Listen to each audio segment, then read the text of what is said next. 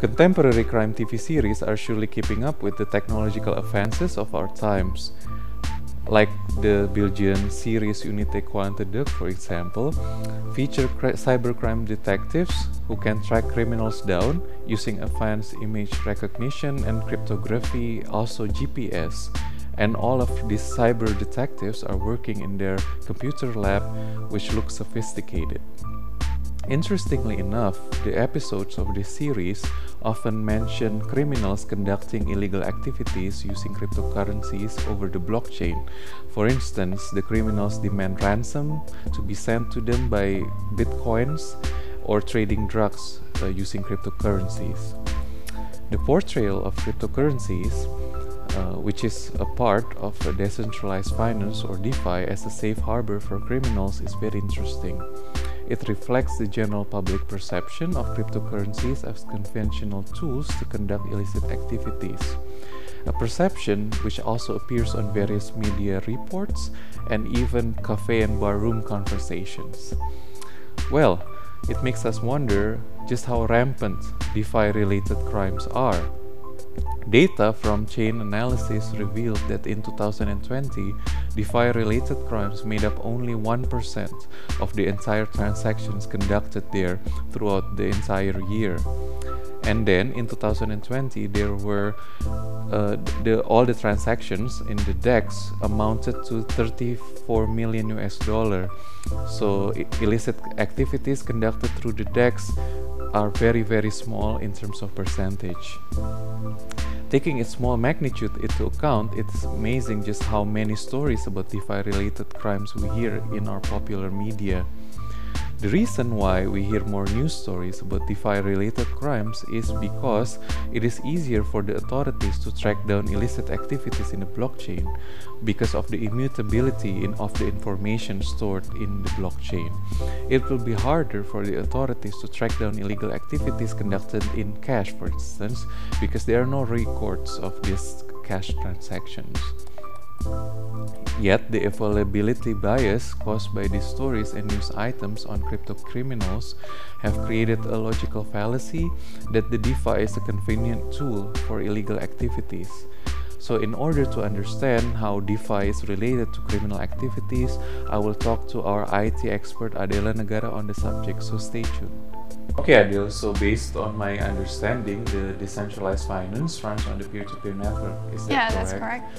Yeah, so like what is it about the peer-to-peer network which makes it easier for the authorities to track down illegal transactions and criminal activities conducted over the blockchain? It's because the peer-to-peer system record all the transactions that's going on, and all those transactions cannot be taken down.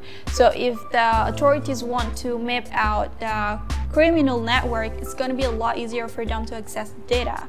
And if the people store their illegal fund into cash or store it in a small bank that doesn't have a big name, it's going to be a lot harder, right, for the authorities to track down these criminal transactions. But let's face it, these things, this criminal transaction has been going on for centuries now. Yeah, and then in actuality, when it's on the blockchain, like all this information stored in the blockchain are immutable, meaning that we can add new things to it, but then we cannot erase. Yeah. So once it's there, it's gonna be there forever. So like the authorities can always trace them down. And maybe this is just a thought that because blockchain and cryptocurrency are new technologies, so like if the media or the TV series portray criminals using blockchain in their criminal activities, it will be more attractive to the viewers and the readers, right?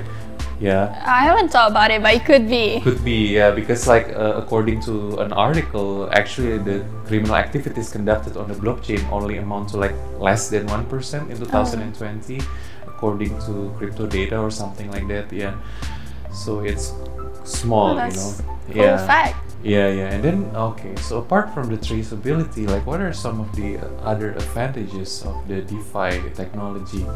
Well, with using DeFi, it's like what we said earlier, because it is stored in the blockchains, it's harder for people to change the data, so it's more legitimate.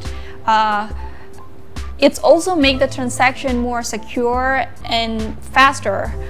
And because it's relying on a code and the logic, it's going to decrease the percentage of us or of the user of having a human error. So it's going to be a lot reliable for all the parties that is involved. Okay, and speaking of reliability, of course, coding make a really important role, of course, in reliability. So like, what will happen if there's a coding mistake in the system?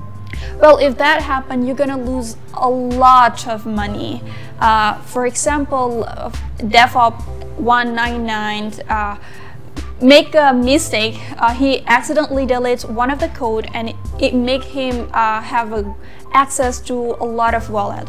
So all those balance in those wallet were being freeze, and they lost about like 300 million US dollar worth of Ethereum in that saga. That's crazy. Like, yeah. So what's the lesson learned from this case?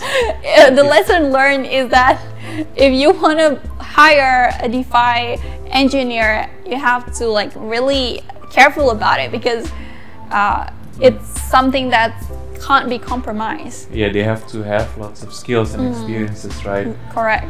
Yeah. Okay, note that blockchain companies. We have already mentioned before that it was only recently that DeFi has become a mainstream thing, and that regulators are still not adept in understanding the new technology in order to come up with strong regulations to prevent its misuse. Therefore, in order to mitigate possibilities of people using DeFi to conduct harmful or illegal activities such as financing terrorist groups or trading rare animal clandestinely, a policy framework on legal measures to prevent these activities has to be available. This would require active dialogue among blockchain practitioners, policymakers, and other relevant parties.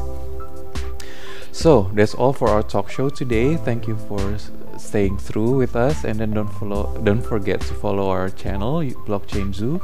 And then if you have any questions or any suggestions on the topic which we should tackle in our next episodes, please leave your comments on the comment section below. Thank you.